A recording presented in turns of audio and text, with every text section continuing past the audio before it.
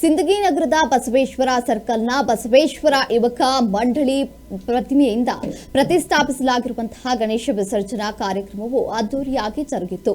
ವಿಸರ್ಜನಾ ಮೆರವಣಿಗೆಯಲ್ಲಿ ದೇಶಿ ಕಲೆಗಳಿಂದ ಉತ್ತೇಜಿಸಿದಂತಹ ಡೊಳ್ಳು ಕುಣಿತ, ಕುದುರೆ ಕುಣಿತ ಮತ್ತು ತಮಟೆ ವಾದ್ಯ ಹೀಗೆ ಹಲವು ದೇಶಿ ಕಲಾವಿದರಿಗೆ ಆಹ್ವಾನಿಸಿ ಸಂಭ್ರಮಿಸಿದಂತಹ ಗಣೇಶ ವಿಸರ್ಜನಾ ಕಾರ್ಯಕ್ರಮಕ್ಕೆ ಚಾಲನೆಯನ್ನ ನೀಡಲಾಯಿತು.